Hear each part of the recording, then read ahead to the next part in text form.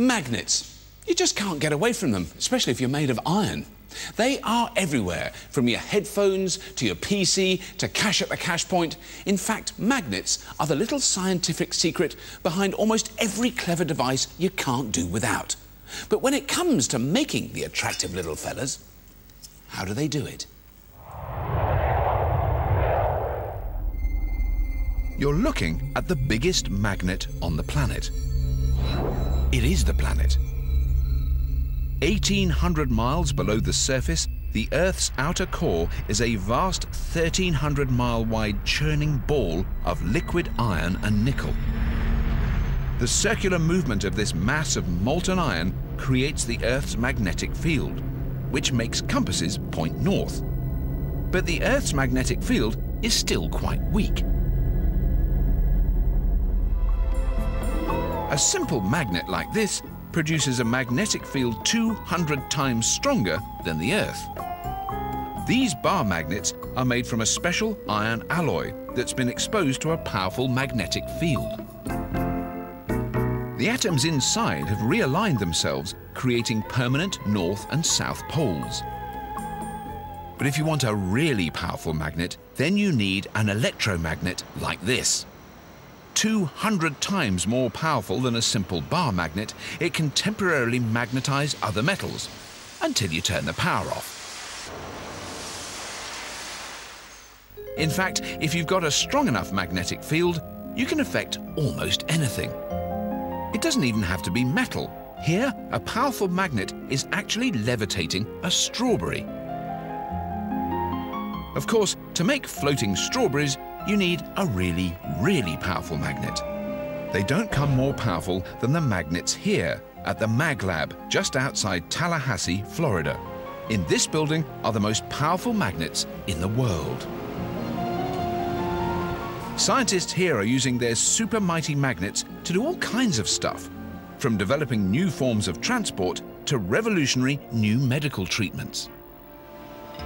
For groundbreaking research like this, you need magnets that offer precision and power, and an off switch wouldn't hurt either. MagLab boss Mark Bird is strangely drawn to magnets. I can talk about magnets all day. Mark explains how his magnets work using an ordinary household nail. You take a nail and you take some wire, you wind it up, you stick a battery in here, and now what happens is current flows through this wire, it goes around and around in circles, it makes a magnetic field in the center, and now we can pick up paper clips with it. The key to Mark's electromagnet is not the nail in the middle. It's the spiral of electric current running around it that whips the atoms of whatever's in the middle into line. But here they don't like messing around with little magnets. They like working with big, super powerful and slightly scary magnets.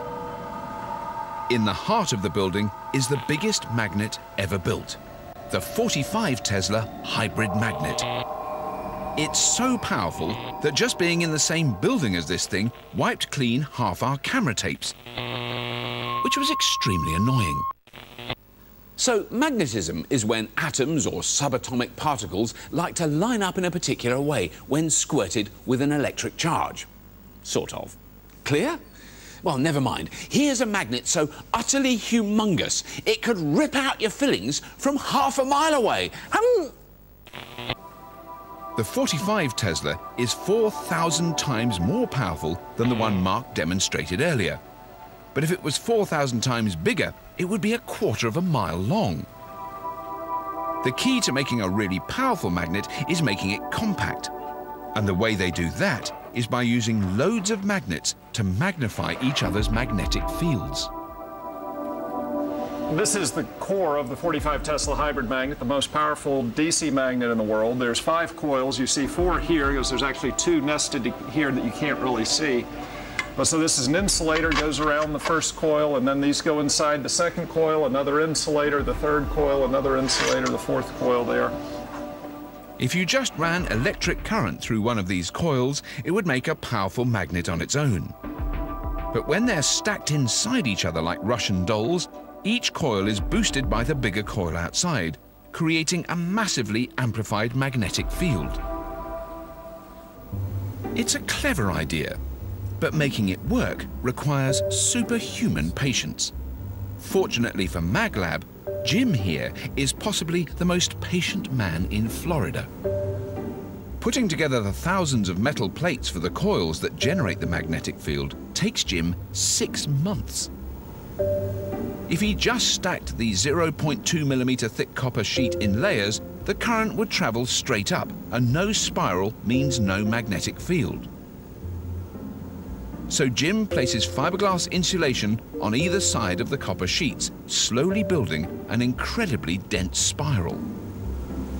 So what the insulator is doing, it's stepping around the coil, and it's acting like a spiral staircase. You take that off, and there you go. You have another turn on a resistive magnet. Hey, let's go build another one.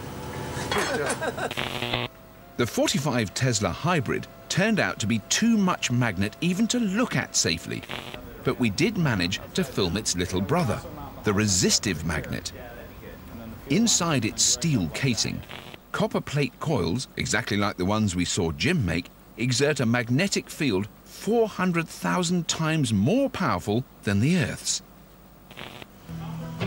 It's a valuable tool for research, and when the boss isn't looking, it's good for party tricks too. So, just for how do they do it, they showed us a neat little bit of magnetic magic. Our glamorous assistant, Tim Murphy here, drops a chunky 2-kilogram aluminium tube into the top of the machine at 6 p.m. The intense magnetic field induces a current inside the tube, creating an opposing magnetic field. The two fight it out, slowing the tube's fall. When it finally hits the floor 12 feet below, it's 6:02. 2.5 minutes have passed. Not magic, of course, just magnets.